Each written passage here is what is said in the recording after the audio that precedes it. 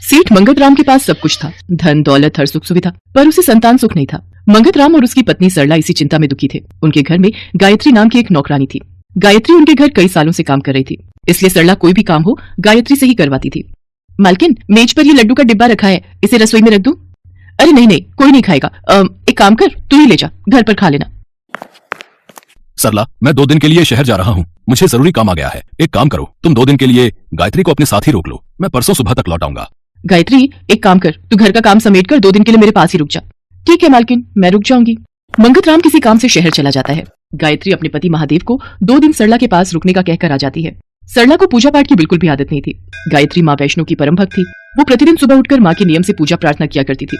गायत्री ने देखा सरला के घर तो माँ दुर्गा का मंदिर ही नहीं है, तो वो उससे बोली, मालकिन, आपके घर में माँ दुर्गा का मंदिर नहीं है? नहीं, हमारे घर में नहीं है। अब क्या करना है, ये मंदिर वगैरह बनाकर भी कौन सा भगवान हमारी सुन लेते हैं। बहुत पूजा पाठ करके देख लिया मैंने, मैं कोई मंदिर नहीं बनाती अब घर में।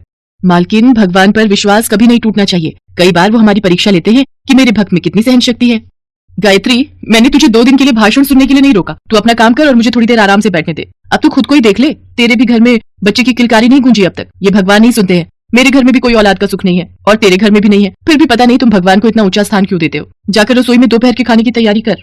गायत्री ने मनी मन वैष्णो देवी को याद किया और उनके नाम की पूजा आरती की। उसके बाद वो अपने काम में लग गई। मंगत राम शहर पहुंचा तो काम खत्म करने के पश्चात उसके दोस्त ने उससे कहा, मंगत राम, तुम्हें तो कल सुबह निकलना है, चलो ना, आज रात दुर्गा मंदिर में जागरण है, थोड़ी देर वहाँ भजन कीर्तन सुनेंगे, है भाई, बहुत आनंद आता है। अभी 2 दिन बाद नवरात्रि प्रारंभ है, तो मंदिर में खूब धूम रहेगी। ठीक है महावीर भाई, वैसे भी यहाँ तो मैं खाली ही बैठा हूँ, थोड़ी देर तुम्हारे साथ समय बिता लूंगा तो मुझे भी अच्छा लगेगा।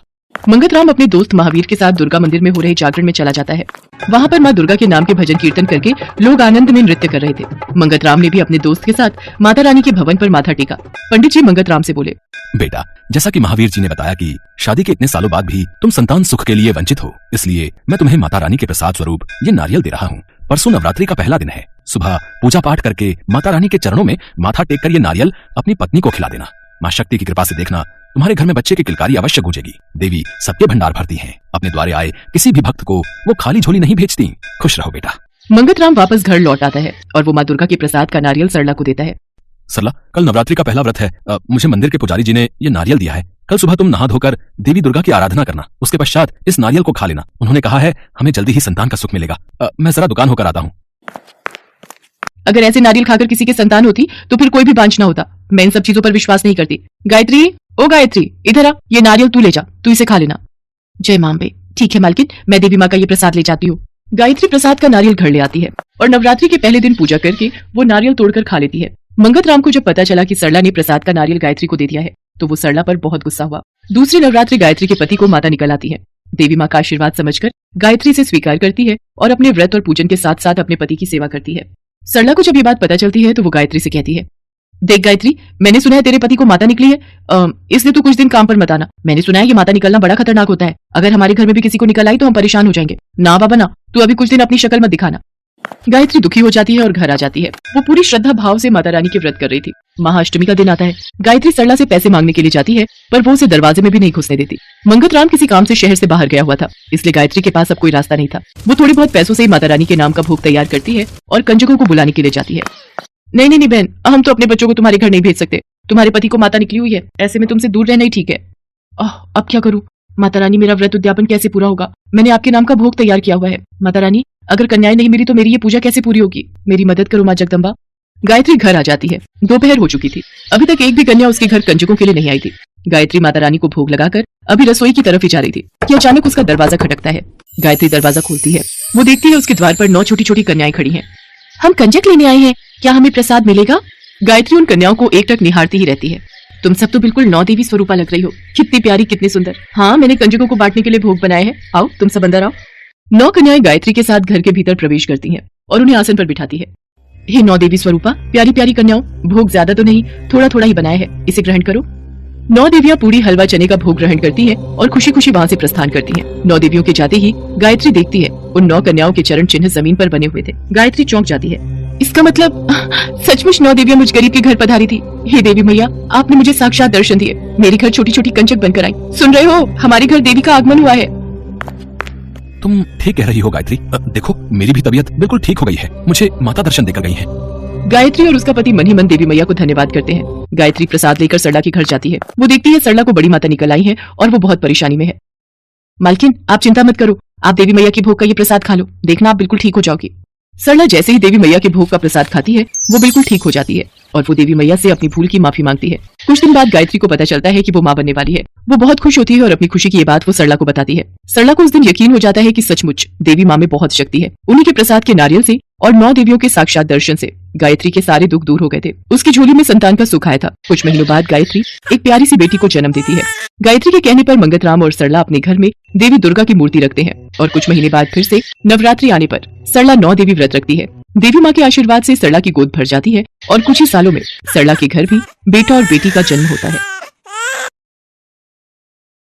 सुधा गरीब विधवा और एक दलित स्त्री थी। कुछ समय पहले ही उसके पति का देहांत हो गया था। तब से उसने अकेले ही अपनी बेटी तारा का पालन पोषण किया था। वो गांव भर में झाड़ू लगाने का काम करती थी तथा इसके साथ ही गांव के दुर्गा मंदिर के बाहर भी झाड़ू लगाने का कार्य करती थी। कुछ ही दिनों में नवरात्र शुरू होने वाले थे। माँ, इस बार मैं भी नवरात्र में पूजा करूंगी और व्रत रखूंगी। नवरात्र के व्रत बहुत कठिन होते हैं, क्या तू ठीक से कर पाएगी इन्हें? हाँ माँ, मैंने सोच लिया है। ठीक है, तो मैं भी तेरे साथ इस बार व्रत रखूंगी। इस तरह दोनों माँ बेटी ने व्रत करने की तैयारी शुरू कर दी। सुधा ने इधर उधर से कुछ पैसों का इंतजाम करके पूजा का सामान खरीदा। आज नवरात्र का पहला दिन था। तुझे भूख तो नहीं लगी?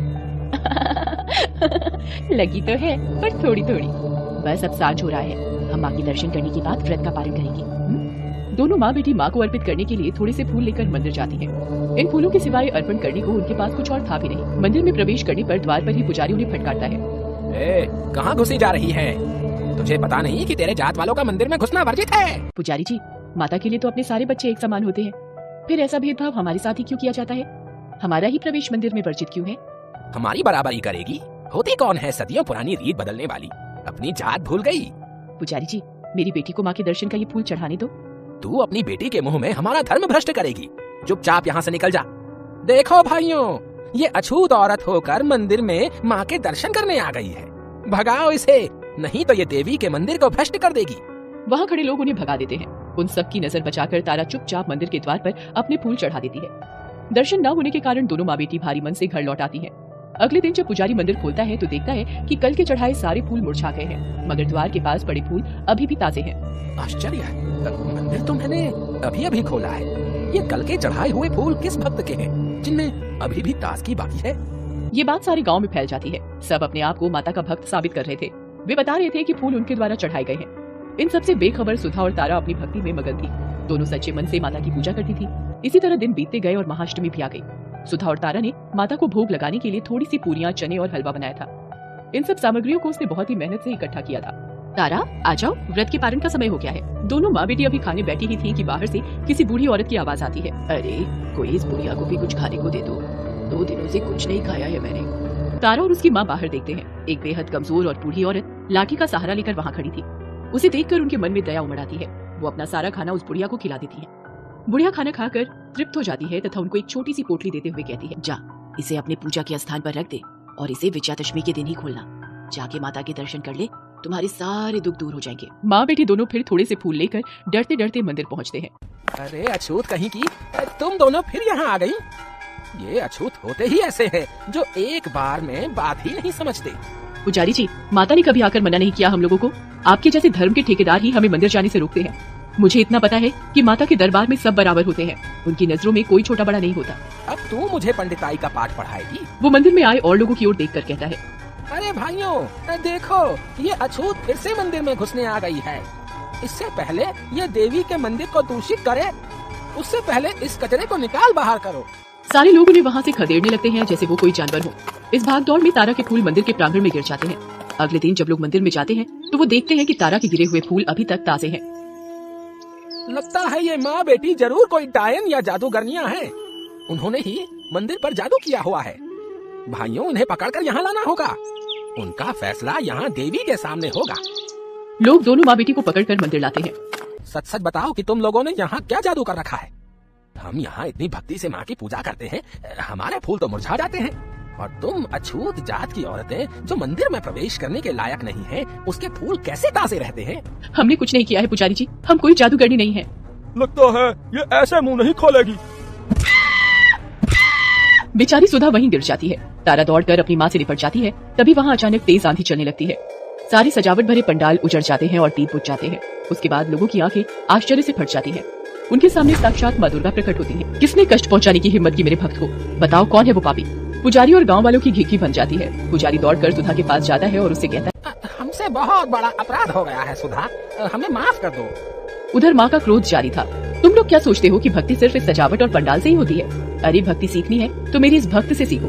इसकी भक्ति का ही प्रताप था कि प्रेम से खिलाई गई 2 पूरियों से ही मैं तृप्त हो गई। सुधा और तारा की आश्चर्य का ठिकाना न रहा। दोनों के मन में एक ही बात चल रही थी, क्या उस बुढ़िया के भेष में स्वयं माँ दुर्गा थी?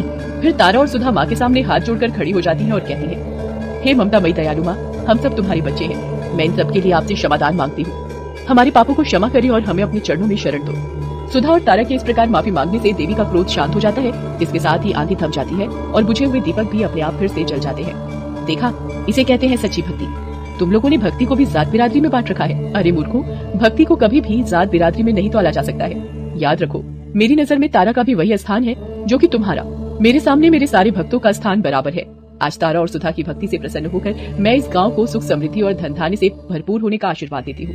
इतना कहकर देवी वहाँ से अंतर ध्यान हो जाती हैं। सारे गांव वाले तारा और सुधा से माफी मांगते हैं। उस दिन से किसी का भी, चाहे वो छोटी जात का हो या बड़ी जात का, मंदिर में प्रवेश वर्जित नहीं रहा। आज विजयादशमी थी। उस बुढ़िया जो कि स्वयं माँ का रूप थी के कहे अनुसार जब सुधा और तारा ने वह पोटली खोली तो उसमें से बहुत सारे हीरे जवाहरात और माणिक निकले। दोनों की आंखों में आंसू आ गए और मन माँ के प्रति श्रद्धा से भर गया। उस दिन से उनके जीवन में कोई कमी नहीं रही।